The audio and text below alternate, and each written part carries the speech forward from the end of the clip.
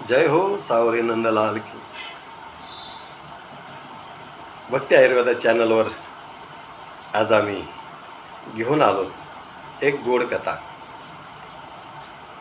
भगवंताची प्राप्ती ही एका साध्या उपायाने होऊ शकते. देवाची प्राप्ती. देव सर्वांना हवा आहे. काही मंडळींना विचारलं देव हवा आहे तर काही नको म्हणतील, कारण त्यांना देवाचं स्वरूप कळलेलं नाही, त्याच्यामुळे ते नको म्हणतील. देवाचंच दुसरं एक नाव आहे सुख. देवाचंच तिसरं नाव आहे आनंद. आणि सुख आणि आनंद कोणाला नको आहे बरं? सर्वांना हवा आहे. मोक्ष म्हणजे सुद्धा देवच. कोणाला मोक्ष हवा आहे, कोणाला सुख हवं आहे, कोणाला आनंद हवा आहे, याचाच अर्थ देव हवा आहे. आणि देव जर हवा असेल तर एक साधा सोपा उपाय आपल्याला एक महान संत, पंढरीचे संत भक्त पुंडलिकराय यांनी दिला. एक साधा संदेश, अतिशय जगावेगळा संदेश आहे की भगवंताची प्राप्ती जर करायची आहे तर तप करायची गरज नाही, जप करायची गरज नाही, तीर्थयात्रा करण्याची गरज नाही, जंगलामध्ये गिरी कपारी कंदाऱ्यामध्ये जाण्याची गरज नाही. फक्त एक करा. काय करा? हा जगावेगळा संदेश आहे बरं. काय करा? फक्त तुम्ही मातापित्यांची सेवा करा. आई वडिलांच्या सेवेने विठ्ठलनाथ इतके प्रसन्न झाले. गोपाल श्रीकृष्ण हरी सुंदर नंद मुकुंद हरी नारायण हरी बोल.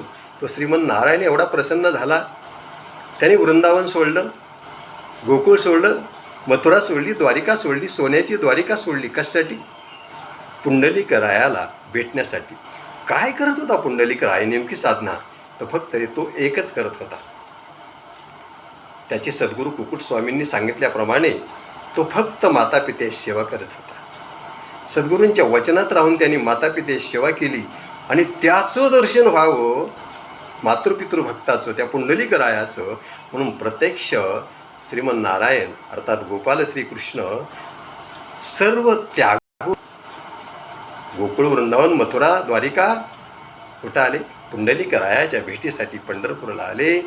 आणि त्या चक्रतीर्थावर, हो, त्या पुंडलिकरायाच्या इच्छेखातर आजही देव विटेवर उभा आहे. कशामुळं?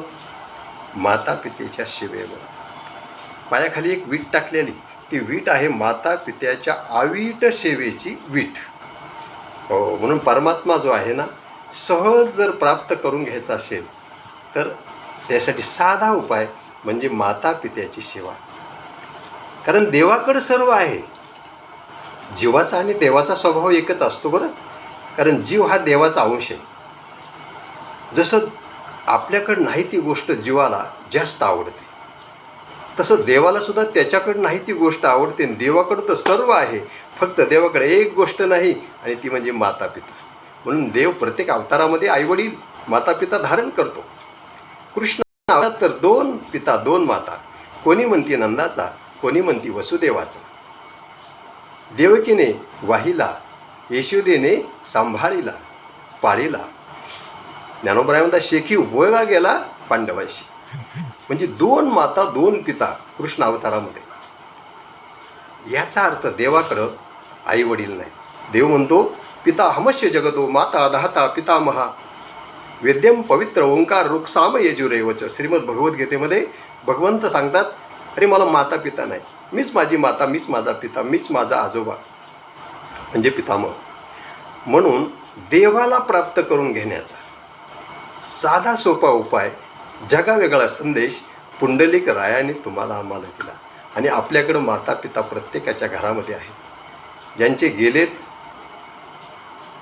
त्यांनी मातापित्यांचे आपल्या घरामध्ये फोटो लावावेत, त्यांची उपासना करावी, त्यांना नैवेद्य दाखवावं, रोज त्यांची पूजा करावी आदराने. हो, आणि ज्यांची आहेत त्यांनी सेवा करा. सेवा करायची म्हणजे तरी काय करायचं बरं नेमकं? काही मंडळींना हे कळत नाही, म्हणून जाता जाता सांगून जाईल, त्यांच्या आज्ञेत वागा, त्यांच्या डोळ्यामध्ये अश्रू येणार नाहीत, एवढंच करा. बस हाच संदेश तुम्हाला आम्हाला दिला आहे. जगावेगळा संत भक्त पुंडलिकरायाने अशी असणारी गोड अमृतमय कथा, अशाच नवनवीन कथा घेऊन येण्यासाठी नवनवीन व्हिडिओ घेऊन येण्यासाठी आम्हाला तुम्ही प्रोत्साहित करा. आमच्या चॅनलला सबस्क्राईब करा, लाईक करा, शेअर करा. व्हिडिओ आवडल्यास कॉमेंटमध्ये आपण कुठून पाहताय हेही सांगा. जय हो सावरे नंदलाल की, जय हो राधे श्याम की, राधे श्याम.